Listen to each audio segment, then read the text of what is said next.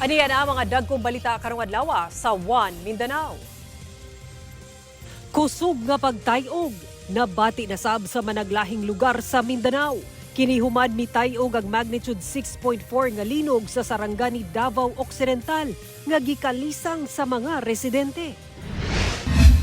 Rider nga nakabangga patay sa mag-live-in partner sa Davao City, gipasakaan na og kaso. Upat nga giingong nalambigit sa insidente, mi-surrender sa kapulisan. Lalaking traffic enforcer sa Midsayap, Cotabato, giposil samtang naka-duty. Fire truck, lakip sa nasunog dihang miulbo ang kalayo sa kabalayan sa Barangay 7, Cagayan de Oro City. Og mag-amahan, patay human na trap sa nasunog nila nga balay sa Barangay Malabog sa Davao City.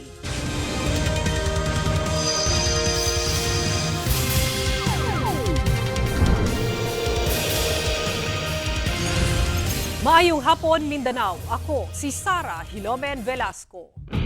Upat ka lalaki nga nalambigit kinsa anaa sa lugar atol sa Carambola sa Davao City niadtong Lunes nga gikamatay sa mag-live-in partner ang mitahan sa kapulisan. Samtang gipahugta na sa kapulisan ang pagbantay sa mga lugar nga sagad nagapahigayon og lumba. Ani report ni John D. Esteban. Ako ay si Dodoy, mangayo po pasaylo na sa pamilya. Dili man yun ako ang nakabangga pero sa naapil sa Carambola. Kagahapon sa hapon, mitahan ning upat ka lalaki og nangayog pasaylo. Silang upat matod pa nalambigit sa karambola sa mga motorsiklo sa Davao Bukidnon Road sa Katalunan Pequeño, Davao City niadtong Lunes nga gikamatay sa mag-live-in partner human mabanggaan. Lakip sa mitahan ang daan nang na-report nga misibat human sa insidente. Ang usa kanila ang gipasanginlan nga nag-organize sa matud pa lumba.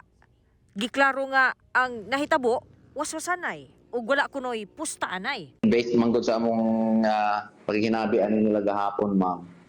Mahulog nga murag kanang mag-amigo lang ning tulo, then naalang pod sila mga nagtambay ra ni sila dito, ma'am, no, sa naman ay coffee shop gud dira og kanang gasoline station. Then ang ilang term is waswas, diligent actually gani drug race ang ilang term. Kanang hambugay og motor.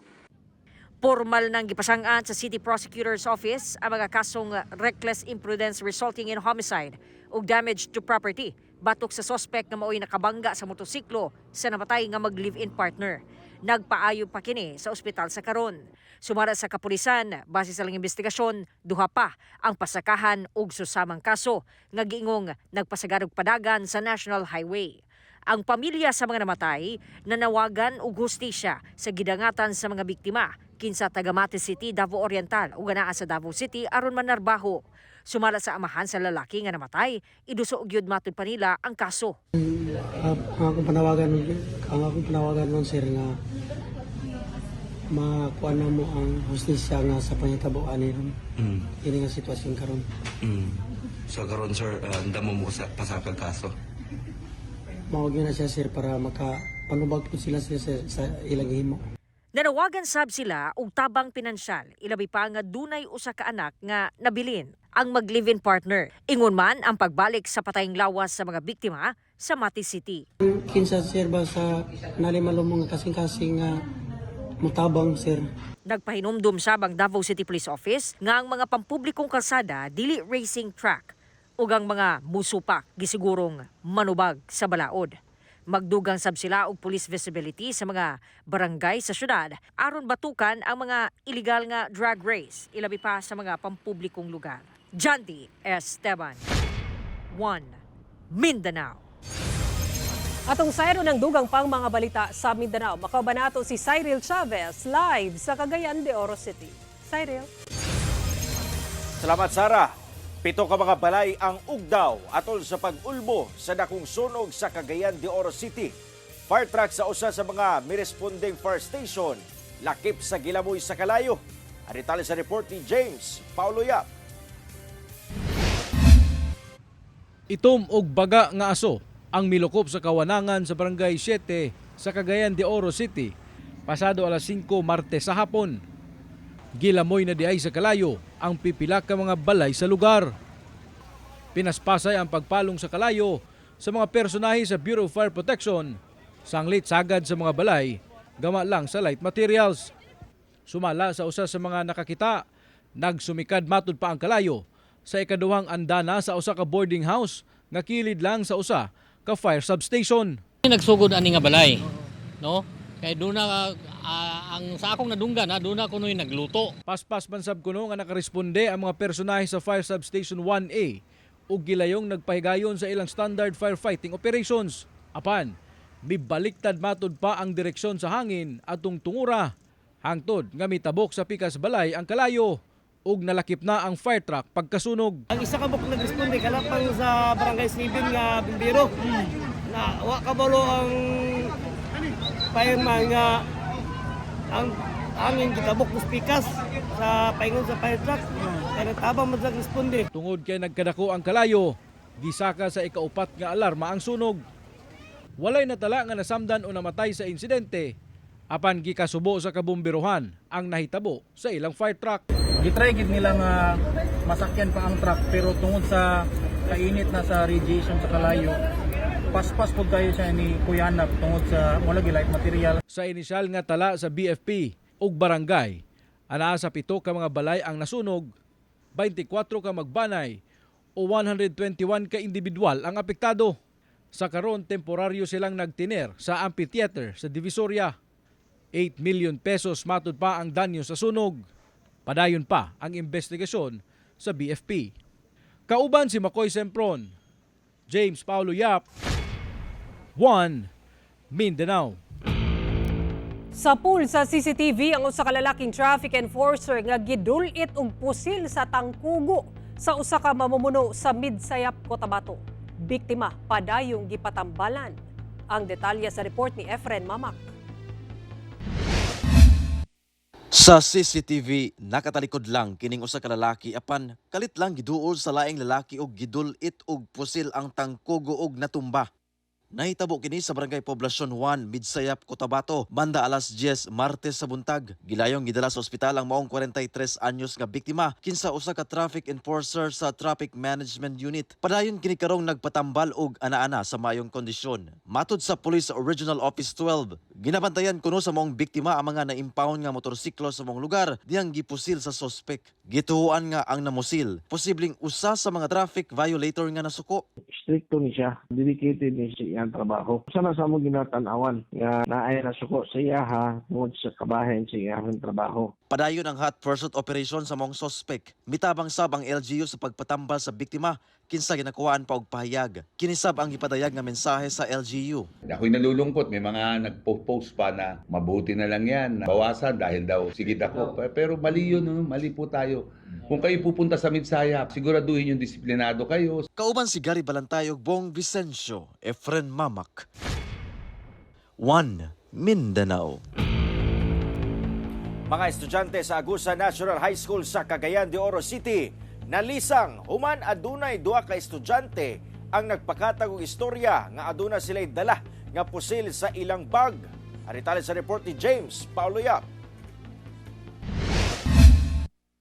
Mikatag sa social media, adlawng Martes ang giingong kagubot sulod sa Agusan National High School sa Barangay Agusan sa Cagayan de Oro City, pasado alas 12 sa udto. Sa post sa usa ka inahan, gibutyag niini nga aduna matud pay grupo sa mga estudyante nga nagdala og hinagiban sulod sa maong eskwelahan. Sumala sa principal sa Agusan National High School nga duha ka grade 9 students ang nagpakatag og istorya nga nagdala sila og pusil. Niingon siya nga doon ako'y armas, ngunit tudlo din sa iyang bag. Wang ana ba? Lakaw dayon. So kato dayon ang grade 8, report dayon siya sa iyang mga teachers na ni kailap na dayon. Mo lang dayon nagsugod dayon nga medyo naalarma ang community diri sa junior high school campus. Gilayong girespondihan sa kapulisan ang maong insidente ug didto ilang na-rescue ang usa sa duha ka mga estudyante. Pagrekisa sa bag niini, walay nakitang armas, apan adunay duha ka mga pakete sa sigarilyo. Sa official statement sa Police Station 6 Puerto, gibutyag matud pa sa maong estudyante nga joke lamang ang giluwatan sa maong mga estudyante. Suspendido una ang face-to-face classes sa tanang level sa Agusan National High School. Ug sa karon, aduna nay mga pulis nga nakadestino sa maong eskwelahan. Samtang wala pa to nako maistorya tong bata nga grade 9 student sa Open High School. Di sa ko magkapante, no? Kamulong mi karong reach out through sa iyong advisor. Nag-modular distance learning ta karon, sir, no? Karon na siguro, sir. Karon na kay di ba pwede pod nga paano kay ang learning loss lisod pod kaayo, no? Kauban si Makoy Sempron, James Paulo Yap, 1 Mindanao. Patay ang usa ka SK kagawad ug iyang amahan human masunog ang ilang panimalay sa Purok Salinuda sa Sitio Panulawan, Barangay Malabog sa Paquibato District, Davao City. Sumala ni Barangay Malabog Chairman Jesse Areha sa impormasyong nakuha sa GMA Super Radio Davao nga nawala ang kuryente sa panimalay sa mga biktima nga nagbaligya og debotelyang petrolyo ug atol sa ilang pagsindi sa kandila kalit kining gidakop sa kalayo hinungdan nga miulbo ang sunog. Nakagawas na unta ang mga biktima apan gibalikan sa 50 anyos nga amahan ang kwarta sulod sa nagdilaab nga panimalay. Hinungdan nga giapa sa anak apan lakip sila nga nasunog. Hinuon na luwas ang asawa sa amahan, lakip ang 12 anyos nga anak. Mituno lang og tabang ang Barangay Council ngadto sa pamilya sa mga biktima nga nakatakdang ilubong karong adlaw.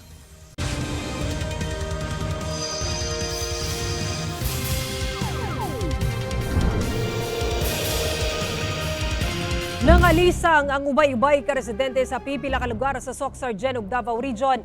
Human mitay og ang magnitude 6.4 galinog kaganinang udto kung asa ang epicenter natala sa Sarangani, Davao Occidental. Balitang hatod ni Efren Mamak.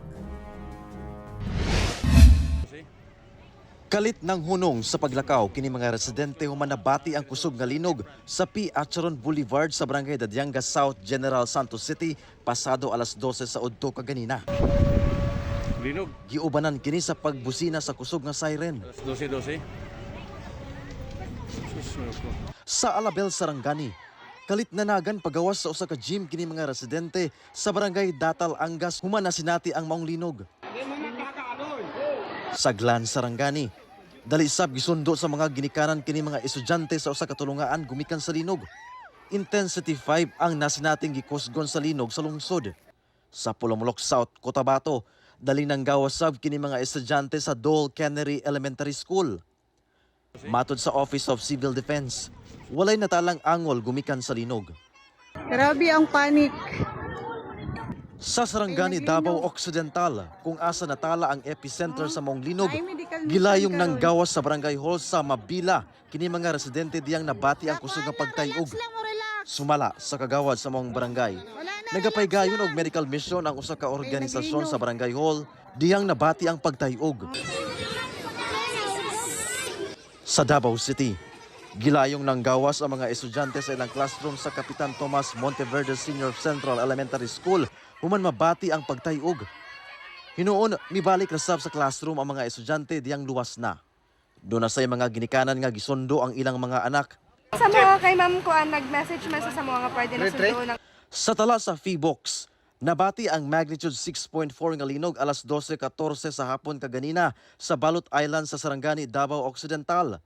Tectonic ang origin ini. Intensity 5 ang nasinati sa Glan, Sarangani. Intensity 4 sa Kiamba, Malungon ug Alabel sa Sarangani, General Santos City ug Tupi ug Pulomolok sa South Cotabato, samtang Intensity 3 ug 2 sa ubang lugar sa Sarangani ug South Cotabato. Padayon ang assessment sa mga apektadong lugar. Efren Mamak, 1 Mindanao.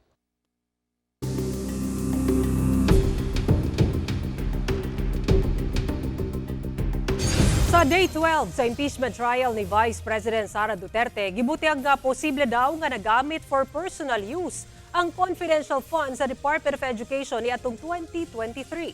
Ani ang report.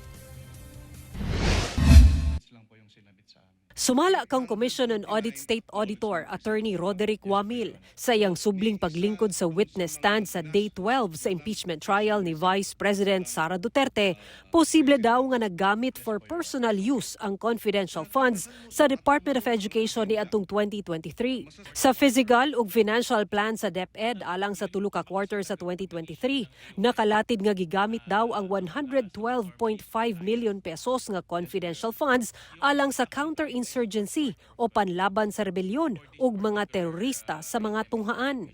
Wala daw gisumiting dokumento ang DepEd aron pamatud ang nagamit ang pondo sa maong programa. Wala sab daw dokumento nga nagpamatuod nga dunay terorista gyud sa mga tunghaan. Pirmado sa bise ang physical ug financial plan isip sekretary kaniadto sa DepEd. Ug tungod wala na liquidate og tarong ang confi funds, miuyon si Wamil nga base sa polisiya sa COA, posibleng gigamit daw sa bise ang pondo sa personal use o benefit. Tungod niini gitawag sa prosekusyon nga scam ang DepEd confidential funds. Mihangyo ang depensa nga i-strike kana sa record o gipaboran kini sa impeachment court. Gipunto sa defense team nga sensitibo ang mga confidential operation ug ang pagsumite og dokumento ug resibo posibleng magresulta sa pag-leak sa impormasyon. Gibarugan sa depensa ang 1992 circular sa Commission on Audit aron suportahan ang ilang argumento. Tubag sa prosekusyon, giusab na kini ni atong 2015. Sara Hilomen Velasco, 1 Mindanao. Daghang legal terms ang madungog sa publiko sa impeachment trial ni Vice President Sara Duterte apan unsa ang muot pasabot niini. Atong sayron pinaagi nining atong explainer. Sa nagpadayong impeachment trial ni Vice President Sara Duterte, daghang legal terms ang madungog sa publiko. Kini ang mga Latin word nga sagad gamiton sa mga legal nga proseso sama sa pagtaral. Unahon nato ang prima facie. Ang direct translation niini at first view o sa unang tan-aw. Ginagamit kini aron ingnon nga dunay saktong ebidensya aron suportahan ang usa ka claim o akusasyon.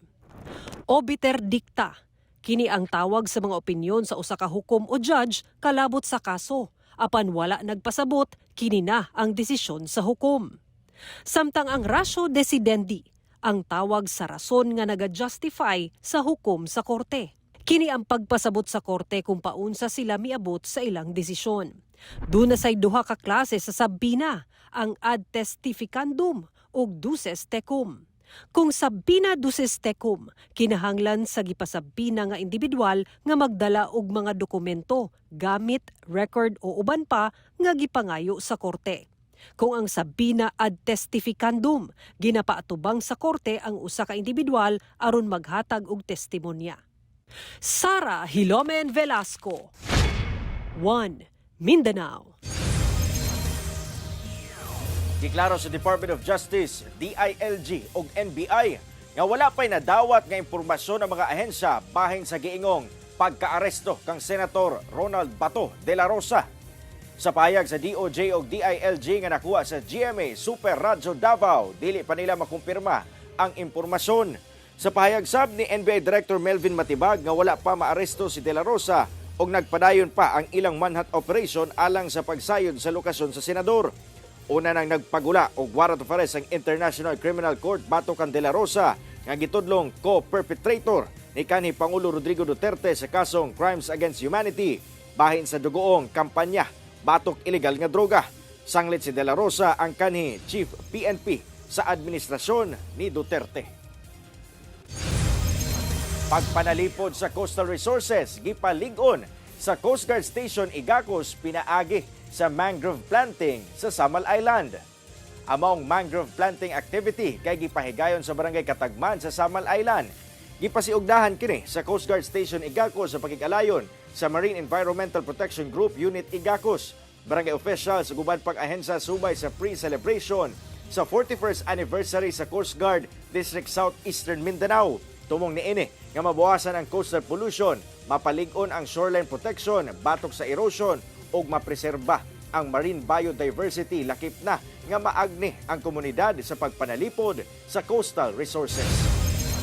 Kanselado karong adlaw ang klase sa Cagayan de Oro City College Agusan Campus human nakadawat og online shooting threat. Ani ang report. Hulagway sa usa ka pusil nga dunay caption nga mamusil sa dalan duol sa campus sa Cagayan de Oro City College Agusan Campus.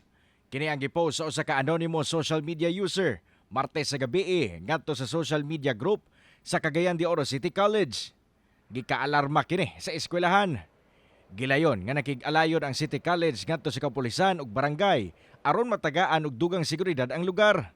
Adlawng Miyerkules gideklara ang suspension sa klase aron masiguro ang kaluwasan sa mga estudyante. I-assess man namo, gi-analyze namo ang ihang statement, posible no nga familiar kay siya sa place, so kabalo gyud siya kung unsa ang area gyud ang nahimutangan sa maong eskwelahan no, so mao nang automatic gyud ta nga ni-responde niini. Gilayon sab nagpatabang ang City College ngadto sa cybercrime group sa rehiyon aron masubay kung si kinsa ang nagpuloyo sa maong post. Nag-visit pod ang mga police pod, i-check ang vicinity, nagkuha lang taog mga security measures sa area para pod ma-ensure nga dili gyud mahitabo ang maong threat, whether it's a joke or whether it's a serious threat. We are also very serious with these kinds of threats gyud sa atong eskwelahan. Tungod sa maong panghitabo, kimando sab dayon sa LGU ang dugang seguridad sa palibot sa eskwelahan. Doon na sa panawagan ngadto sa mga ginikanan. Mga ginikanan nga bantayan po nila ang ilang mga anak sa panahon sa pag-eskwela. Tan-awon nila kay doon na sila katungod, tan-awon ang ilang mga gidala o ilang mga bag. Kung doon na ba'y mga mahait o mga hinagiban nga makahapahadlok. So, diha sugdan sa usaka panimalay. Magbalik normal na ang klase sa City College karong Huwebes. Kauban si Jaybert Pairat, Cyril Chavez, One Mindanao.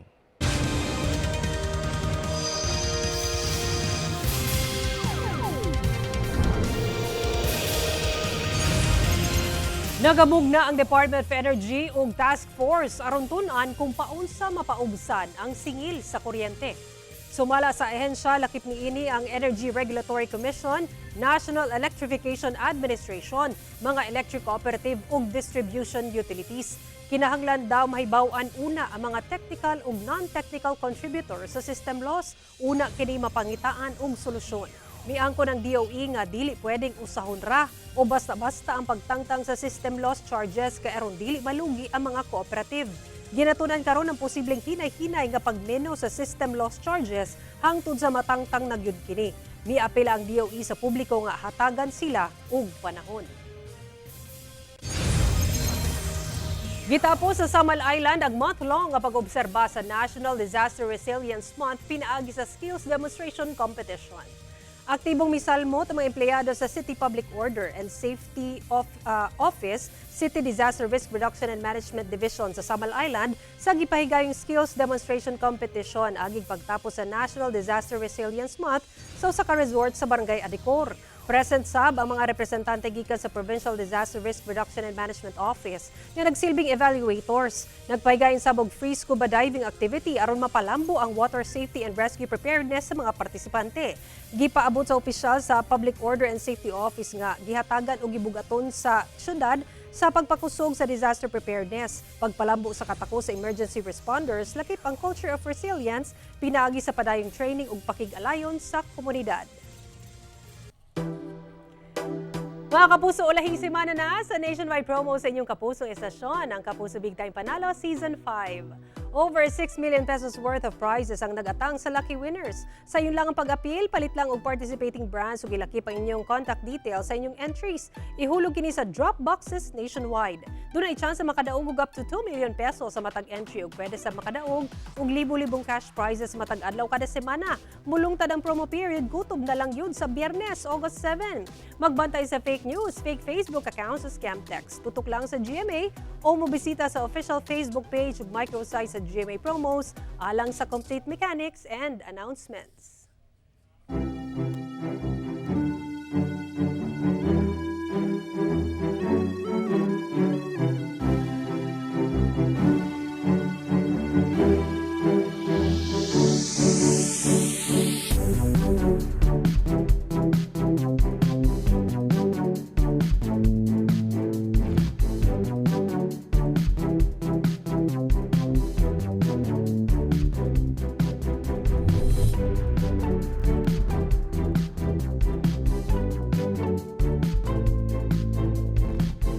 Mamahimo ninyo makita kini nga episode pag-usab o guban pang lokal nga balita. Pinaagi sa pagbisita sa official website sa GMA Regional TV o bisitaha ang among official YouTube channel o gi-click ang subscribe button para sa pinakaulahing balita sa mga rehiyon.